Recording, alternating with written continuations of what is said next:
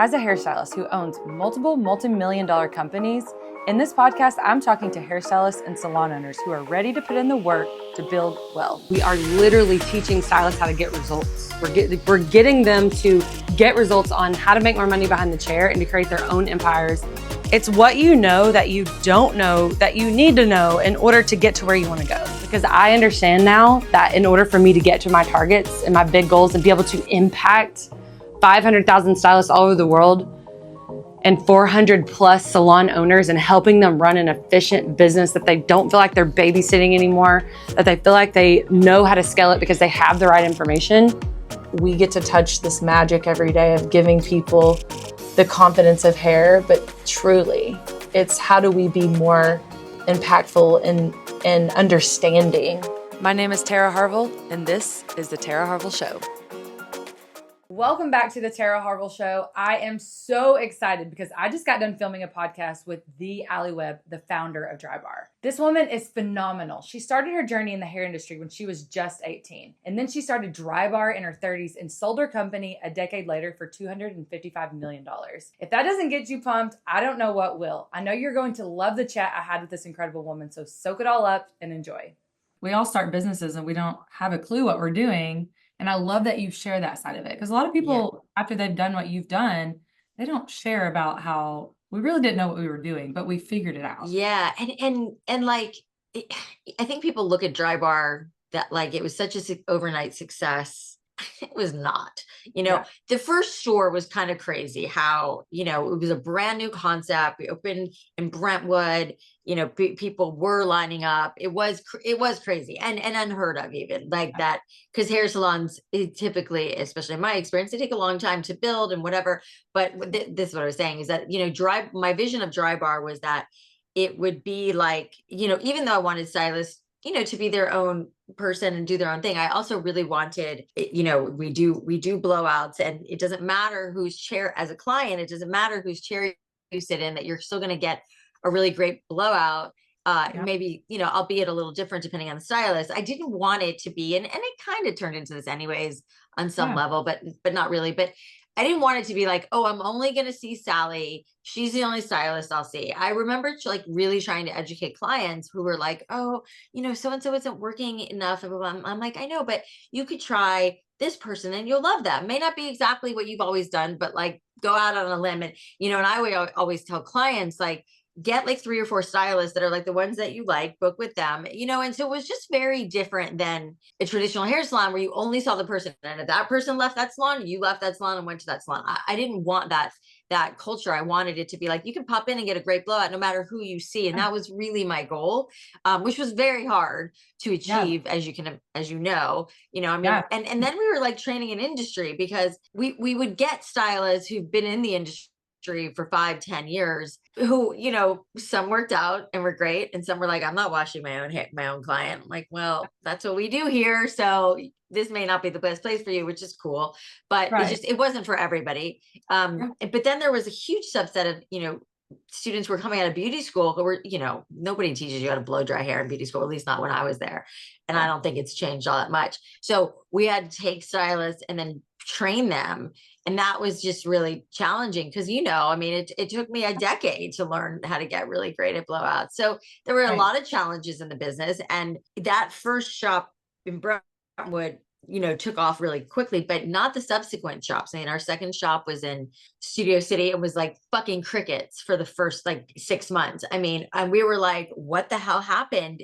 Yeah. We were like the hot thing and you can't get into Brentwood. We kind of made the mistake of, if the LA landscape, like Studio City's over the hills, probably wasn't the best choice for our second location, but so many women were coming from Studio City and telling us to open there. It took a long time. So we had to do a lot of marketing. We had to do a lot of advertising. We had to do a lot. I was going to like, granted this is pre-COVID, but there was like, school, like I want to say like bake sales, like, these big like school things where you could go and sell whatever and give a percentage to the school. And I would go to all of those and I was selling discount blowouts. We did Groupon. Like we were like relentless with trying, because we knew we were on to something because of the success of the first shop, but like what was happening? Was this actually a thing?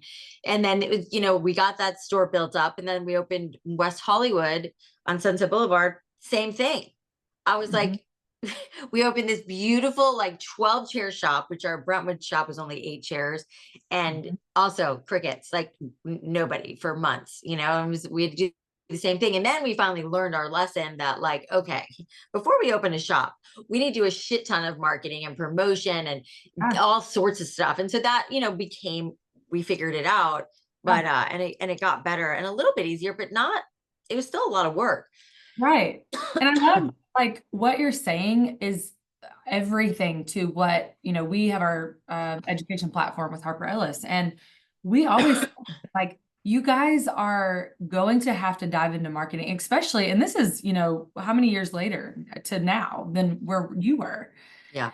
So, I think that what I love, and when I read your book, the minute I finished it, I had one of my coworkers that were like, tell me why I should read it. I'm like, the one thing about Alli and her entire team is you guys are relentless. Like, yeah, when things didn't go right, you still didn't give up and weren't like, oh, we'll throw in the towel. And here's what and I can just say the words that I want to say is like, I hate that about our industry. And that's why a lot of people start out in the beauty industry and they end up in, working at a desk job or whatever, because they give up, because it's not easy. And when you open a business, it's not going to be the floodgates of the clients to come in and be like, oh my gosh, I'm here. Thank you so much for opening this business. Right.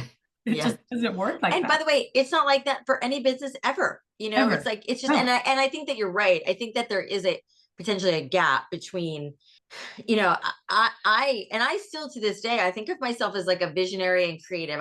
And you and other people like, it's almost like probably a little bit of imposter syndrome, which is a whole other story. But like, I'm not like, I don't think of myself as like a businesswoman first, even though I am now, and I know more about business than probably most people do. However, I think of myself first and foremost as like a creative and a visionary and whatever, but I think one of the biggest, gifts I gave myself was like recognizing that I didn't know a lot of things and I needed help. And I think, as stylists, there's such the creativity of a stylist, I think drives the ship, right? So it's like, to your point, if you're like, oh, this isn't working, and so this is just not working, it's like, what else, what other levers can I pull? Who can I bring in to help me? Like, what's the thing, and I think that, it is a lot of perseverance, and Drybar wouldn't have been what it is without my brother, without my ex-husband, and without a lot of other people who really helped us and me. It's like, I mean, you look at any of the biggest companies, the companies that you love, it's like there's a lot of people who are, making that happen. And and sometimes it's like you may not be able to afford people and whatever. It's like, calling on friends and family, like that is, I believe that's a real thing. Like I have this group called the Messy Collective, which is a group for female founders. And I'm a part of it. I'm in it. Are? Yes. I didn't know. Oh, yes, that's amazing. Were you on the call with Katie this week? No, I just got in it recently because I was like, I'm gonna dive any opportunity to learn from you. Oh my gosh, I'm so flattered. And so should everyone else. So if tell them where to find that, by the way. So you can just go to my website, it's alliwebb.com, or my Instagram. It's all over that. It's pretty easy to find. And I just bring it up because we had Katie Serino, who I don't know if you know who she is, but she's the founder of Mega Babe, which is an amazing company. She's like a body a body advocate, like, and it's just like the work that she's doing is amazing. But this company Mega Babe, like her first big product was Thigh Rescue, which is like a product that you put on your inner thighs to prevent shaping, like, which is not something that people talk about, but a really fucking good idea, right? And so she got and the branding is really big and like bold and beautiful. And anyways, she was on and she was talking about how when they started her company, which is huge now, they're in like Target and Ulta and Walmart, and they have this tremendous, presence. She herself, because she's this like body advocate, like she'll show, herself, because I don't know. I want to make sure I describe it right? But like she'll show like a model who's wearing some outfit and then she'll be in it and she's probably, she's a bigger size and Yeah. she'll show how it doesn't matter. Like like body size is beautiful at any size. And it's her whole, she's funny and smart and witty. And like if you don't, I'm not following her on Instagram, you should be. She's very Yeah. entertaining too. But she went into business with her sister, and she was telling the story, it was very similar to mine, that like her sister and her didn't take any money for like 3 years, and it's like, yeah, nobody wants to hear that very non-sexy side. Me either, by the way. My brother and I paid ourselves like barely nothing for the first couple of years. And that was just because money has never led me, and I talk about that in the book. I talk about all the time, it's like money has never been the driver for me. Like for me, it's like purpose and like wanting to like enjoy my life and what I'm doing, and again, on that point, I think it's like you just have to keep trying and leveraging is whatever you can, whether that's friends, family, coworkers, whatever, to try to achieve your dream. Sorry, I went off Yeah. on such a tangent about that, but I was I listening love to Katie talk the other day, and I was like, man, it's such a similar story. You just have to like use what you can. It always is. And that's where I think that, and that's what I would love to hear from you is like, I think a lot of stylists miss the part where they have to be resourceful in the business aspect, meaning like we have so much education as far as like the hair, the craft, Totally. you get on YouTube and learn how to do anything, honestly. Yeah, I know. And so, I think what's the value of like going out and finding the people that have done what you want to do? And this is truthfully why you and I are here. And I want my audience to hear this. Like I've invested into being able to connect with you because you've done exactly what I want to do. And so, how important is that to go and find people that have done what you've done and want to do and learn from them? I mean, it's everything, right? I mean, it's like whether you're, just ingesting a lot of information. I think that like, you've heard like we are the company we keep, right? Like we've heard that expression and I'm really aware of like what I take in, who I follow on Instagram, what the kind of things I'm watching, what kind of things I'm watching on TV, like what I'm exposing myself to. And I think that is like runs the gamut of our lives. Like if you are getting in the room with people who are inspiring to you, doing the things that you want to do. Like I have always done that. I am a hustler. I just this last summer, I went to Richard Branson's island. Like I got invited through a friend and I was like, I could not believe it. I mean, I was so not even starstruck by Richard, but just, and they asked me to do a little talk, which was also like bananas. And, in a group of like 40 very accomplished people, including Richard, like and I remember, and I said this in my talk, because I remember seeing on Instagram, I think Instagram, like pictures of people being at Richard Branson's island and in this room with him and like really impressive people, the kind of people that like you want to be, business people, not like celebrities. And I was like enamored with that whole thing. And I was like, how do I get in that room? Like, how do I do that? And years ago, and I remember being like, well, I don't know. I just know I really want it, and I've always been like a big networker and, and I will reach out to anybody pretty cold and be like, hey, and a lot of people do that to me now, which I always really appreciate. And I always respond. I mean, as long as I see it. And I remember sitting in that room and saying like, I saw this room and I was determined to get in it at some point, and it's like, it's also why I give people advice of like getting out there, going to events, networking, like, and putting yourself in a room, like, like that you're creating, with the event that we're doing that I'm coming to, it's like, yeah, I mean, whether it's me or other people who were speaking or just other events, I mean, the world is starting to change again where people are actually going to things and being able to go to different events, and they're happening all over the place with like, even like my good friend, Jacqueline Johnson, who started Create Cultivate, who just bought it back and is starting it again. Like they bring incredible women and men too. I mean, to events all the time. And if you seek it out, there's way, and if you get yourself in that room, then you actually meet people and then you meet more people. And like, I have built a career on, on connections, on friendships. And I feel really lucky that I can get, most people to like talk to me or like, can, and not to say that I like, listen, I have FOMO just as much as anybody. There's still things I don't get invited to that I feel sad about. But, but I, worked really hard to get into those rooms, and you just have to like keep pushing and keep, going and doing it. And I think that a lot of people don't have the perseverance to do it, to figure that out. And I've always been really pushy, and I think it's served me really well. You have to be to get, what you want and get what you want done. I mean, it just is, and people aren't gonna, I think, especially in our industry, because that's, who I coach, is like, we kind of sit around and wait for things to happen to us and Yeah. allowing it to happen for us. Yeah. And I wish more hairstylists would go out and be like, go make it happen. You're not gonna know Yeah. what you're doing. Trust me, you're not gonna know what the hell you're doing. You're gonna have to learn, you're gonna have to figure it out, and you're gonna suck at it. Yeah. That's what I want to ask you. Like, how long do you feel like you were like, I kind of suck at this, but we're going to make this work? Well, I mean, I think, you don't, I feel like I didn't, like when we started Drybar, like I didn't know anything. I mean, I remember when my brother, was like, wanted us to hire our first like big hire, who was the president of our company. And we only had maybe 6 or 7 stores that we had basically like bootstrapped and got friends and family money. And I just didn't know anything about running a business at that point. And he wanted to hire this woman who had run like Taco Bell and Pinkberry. She was a big hire and very expensive. And I was like, we have to pay her what? And I was so freaked out by the whole thing. But I remember we did hire her, and still we weren't making any money, but we were paying. Now we were starting to pay a lot of people a lot of money, and because you had to get them. And I remember she had so many ideas, and she was like, we need to hire this person, and we need to hire this person, and we need this department. That's where I was like, what?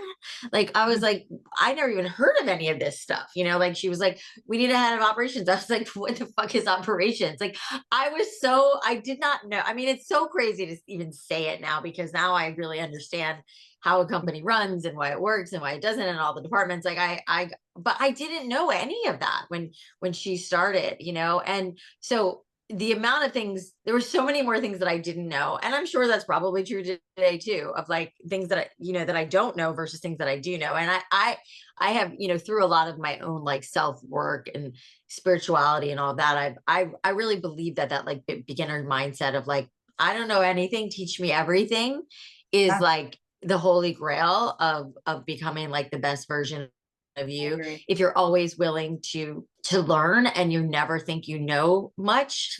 And I think that with like, I was even talking to my best friend about this week, about a situation with a friend, and how the boss of this company, there's always this like, when you're the boss or the CEO or founder, it's like, you're up here and everybody else is down here, the trickle down effect. But how this guy just, figured out to turn that. And he's like, I want to be at the bottom and everybody else be at the top, and have this like, the founder, the CEO, I'm here to serve you. How can I best serve and support you? And I was like, that's the best.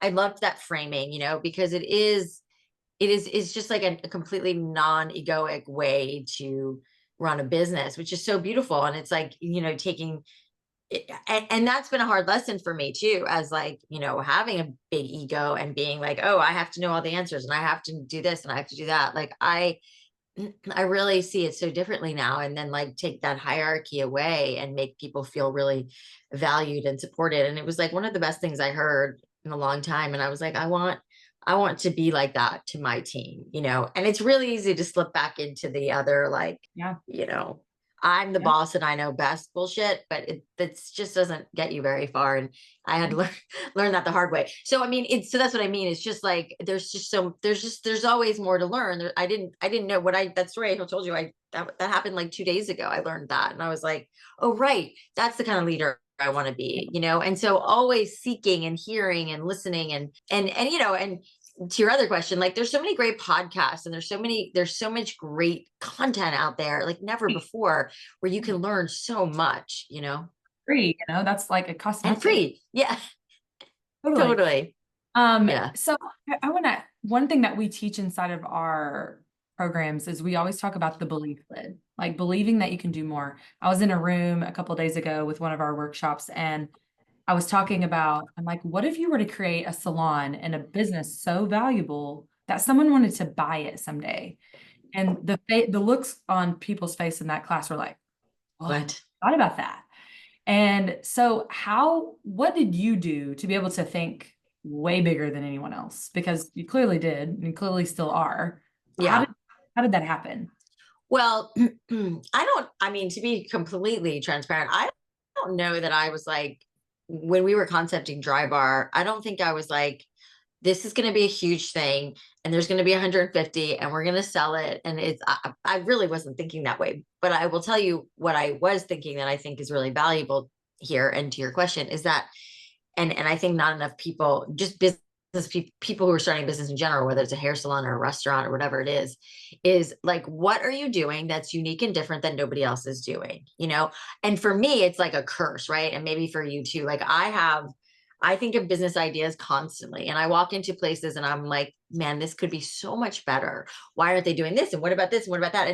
And, you know, and it's, again, it is like, it's, I don't know how to explain it, but even in the Messy Collective, when I hear, you know, some of these women talk about their businesses or their ideas, and I'm like, God, that's such a good idea, you know, and I want to be like, oh, you should try this and this and this and you know, and I just have all these ideas, you know, and even when you said that, when someone said, how do I get someone to buy my hair salon? I'm like, well, what are you doing that's really cool, like, and different, you know? I mean, for Drybar, my idea was I'm going to take what is a traditional hair salon and completely do it different. Like I'm like, why do we have to look at ourselves for an hour when we're getting our fucking hair done? Like, who made that rule? I mean, it's different. I know when you're getting your hair cut, and as a stylist, of course, you need Yeah. a mirror to make sure. I get that part of it, but everything else is like, you know. And then I was at like a nail salon in San Francisco 100 years ago, and I was getting my nails done, and they were playing Sex in the City with subtitles on the screen, and I was like, this is amazing. Like, you know, it's like I don't really want to talk. I want to just zone out. And watching that show was so enjoyable, you know. And so that had happened years before Drybar, and I like stored that, you know. And then it was like Drybar was really the accumulation of all the things that I like fantasized about as a client. Yeah. Not even forget about being a stylist, you know. And I think that that's the beauty of like our imaginations. And if you know, you've probably heard that, like, if you can dream it, you can do it. Like I wholeheartedly believe that so much, because I think that if you can think about something, Yeah. there's a way to do it. I don't know exactly what it is or the path, but there's a way. And you know, and so I think if someone is like, again, you know, I'm not a big believer in like, oh, I want to build this thing so I can sell it necessarily. I want to build this thing because, you know, it feels really authentic, really passionate, whatever it is. But I feel like there is that, like, if, you know, I think especially hairstylists, because hair salons are typically so similar across the board. Like, why?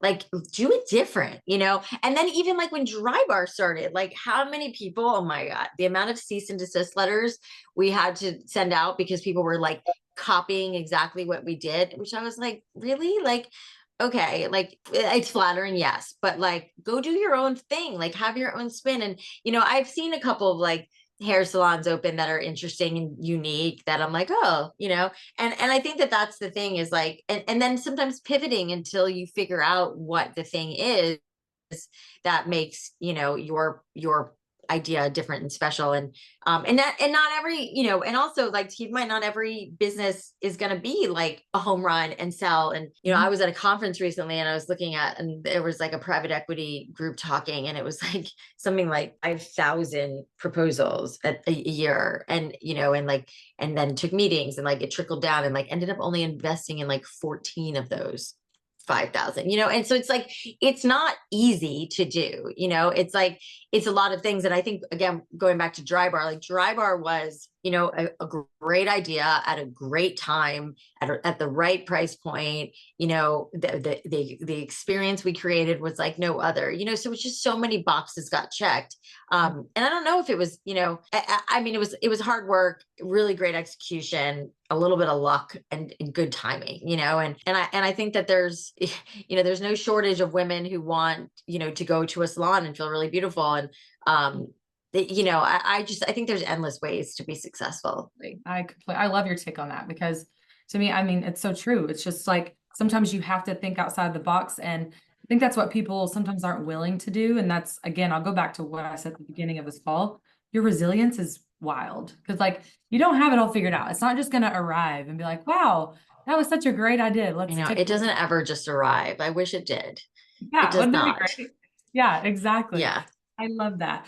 Well, one last question I want to ask you, if you had any advice for people that were thinking about coming to the Legacy Summit, what would you give them to tell them to pull the trigger? Let's get in the room so we can learn from people who've done it bigger and better than you. I feel like I said at the beginning of this call, like I can't emphasize enough how important I think it is to get not only in the room, where there's, potential speakers or people that have inspired you, have done what you want to do. So listen to their story, let yourself get inspired, and then also to be in a like-minded group of people who you might meet your next business partner there, and or exchange ideas. Like, you just never know. And I'm such a big believer, which I touched on before. Like, I go to a lot of things, and I have for a long time, just to get myself exposed to different people, different ideas. Like, you just never know what's going to happen. And I will tell you, it almost without fail, every single time I've gone to a thing where I'm like, like, do I really want to go to this event? I'd much rather be like in bed watching Netflix, which is true, but I force myself to go. And inevitably there's some sort of connection that gets made. And you may not see the connection that day. It might take a year or 5 years before something comes to fruition with that. But those connections that you meet at a place like your conference, or a place that you're going to, where there's just like you're in this room with people who have the same dreams and aspirations as you, it's so invaluable.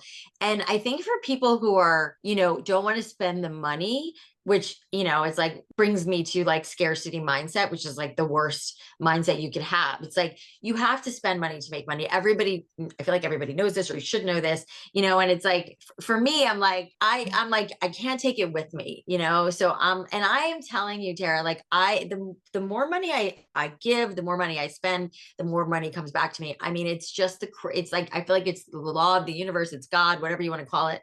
But I think that, like, you have to invest in yourself. And I think that there's a frequency, there's a karma, there's something that happens when you're willing to spend money on things that are going to enhance you. And like, and I, it kind of drives me crazy when people are, get upset about like something costing money or whatever. I'm like, that makes the world go round. I'm like, you have to, it's like, what you are doing costs money and time and energy and whatever. It's like, people should pay to be there, but also like, know that like you are bettering yourself, you're giving yourself an opportunity for a better future. And so, like, go to as many conferences as you can, like get in the room with as many people as you can. And like we were saying before, there's plenty of things that are free. You can listen to podcasts all day long. I'm on a million podcasts. You can hear me, but I'm also like, there's something about being live and being, I don't know if we're doing a Q&A at your event, but we should, because, I always love an audience participation, and I always come out and talk to people. And, it's just, there's just something really special about being in a room versus, listening. So yeah, all day long. I love it. I am so excited for you to be at the Legacy Summit. Our audience is truly just really excited to hear from you. I learned so much in this 30 minutes that we were on the call. So thank you again for being here. Thank you for having me. I'm really excited. I really do. It's always a little different when I'm doing something that's like with hairstylists. I feel like there's this extra connectiveness because we are kind of cut from the same cloth, so I always really jump at the chance to be involved in things like this. So thank you for having me. I love that. Will you tell everyone where to find you? Where can they find you? Yeah. Well, probably the best place to go is just my Instagram, and it's just Alli Webb, ALLIWEBB, or alliwebb.com. But everything kind of lives in that hub, and the Messy Collective, like all of my stuff, everything I'm doing. And so, yeah, that's the best way to find me. You're amazing. And I can't wait to see you in a few weeks. I know it's coming up. All right. Take care.